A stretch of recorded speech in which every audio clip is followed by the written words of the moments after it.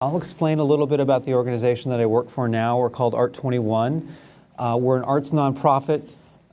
We're probably most well known for a show we make for PBS called Art in the 21st Century. And our basic mission is to spread the word about contemporary art specifically.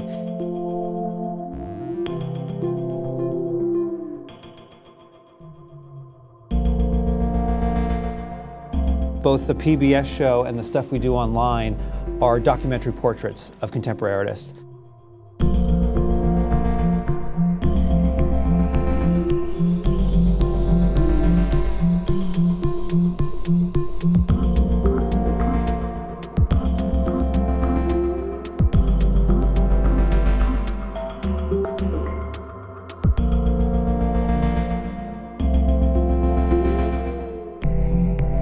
This is Art in the 21st Century.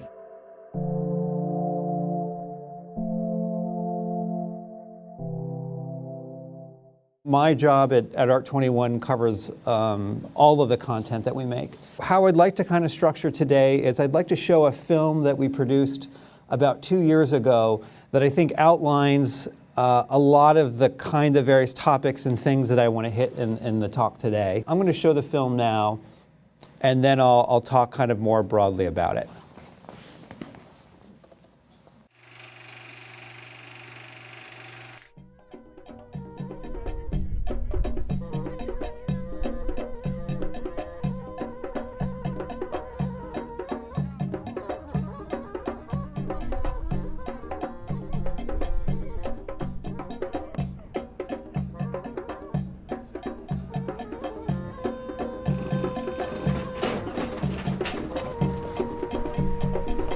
Excuse me.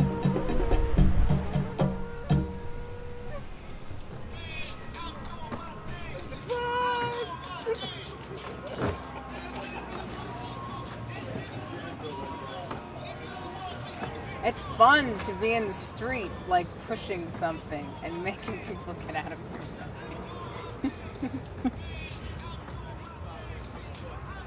I think pushing things in carts, it's just city living.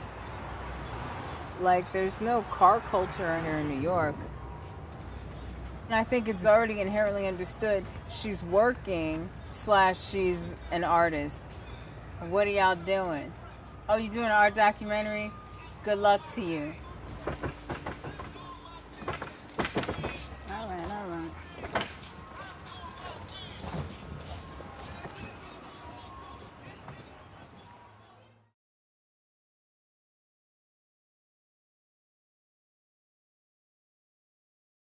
The way that I think about the films that we make, these particular short form films, is, and I think in many ways, given the environment we live in now, is that if you think about what I'm calling the last thing first, which I mean is that thing that you make in the end, and almost as important as that thing, if not more important, is how that thing is seen. In this particular case, it's intended strictly for online. It's not intended for broadcast. And someone said something really interesting to me lately that I've been trying to puzzle through. And it's become a little bit of a mantra for me.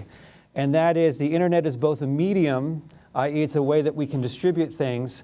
It's also a form of content itself. And this is an old idea that people applied to television and film, and I think is even more important for the internet.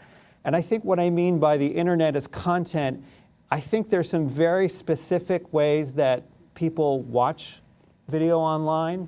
And I think as filmmakers, we have to be aware of that. And so those are things like some things that I think are very obvious as anyone who watches stuff online. An important one is duration. This film probably goes past what some people feel is the kind of ideal online duration. This film is 7 minutes and 34 seconds. Fortunately, at Art21, we've built up an audience and I think a certain expectation for a certain kind of depth. Maybe 7 minutes and 7.5 minutes doesn't feel deep. Maybe it is relative to some things it is, maybe it isn't to others.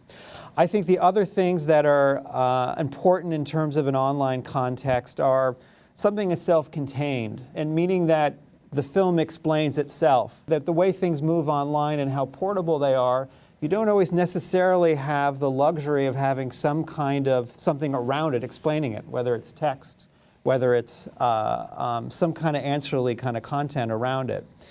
I think this is maybe the specific kind of universe this video might live in the specific universe of Art 21, is that I think there's an expectation for a certain kind of visual flourishes, for a certain kind of style, let's say, that's maybe different than in other kinds of environments. For me, that's kind of a baseline starting point. Imagining that as the place that I'm going to be, the place that I want to get to, and how do I get there?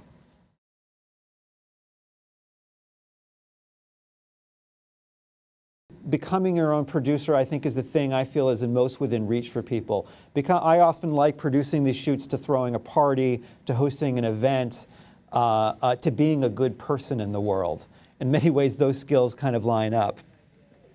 And by producer, it could have many, many meanings. For me, I define the person who's prepared and the person who's thinking about the worst case scenarios. And I think that part of that preparation is, in terms of the production, is not winging it.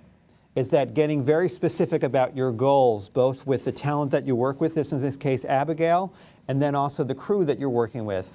I think invariably I realize the times that I don't have a successful shoot, that I haven't hit the marks that I haven't hit, is because I'm not communicating as directly as I could about what my intentions are.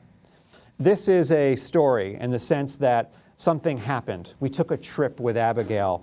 That trip took time. That trip took a certain amount of time to happen. It happened in a certain number of locations. That kind of producing is associated with certain kinds of expenses. As filmmakers on an extremely limited budget, not knowing what your endpoint is an extremely dangerous thing. Not knowing what it is as important, it's almost as important to know what you don't want to do as it is what you do want to do. That you have to create some kind of boundaries and limits for yourself. And so going in with a strong preconception of what the story is and isn't is a crucial, for me, a crucial part of making these. I don't necessarily want to work on something where I absolutely know everything ahead of time about it, but I knew enough of the parameters that I knew that I could work within the resources that I had. One of those things I no doubt that for beginning filmmakers in particular are often actively encouraged is to do it yourself. And that if you are willing to be that producer as well as being that director, it takes an enormous amount of labor that you would potentially pay someone else for.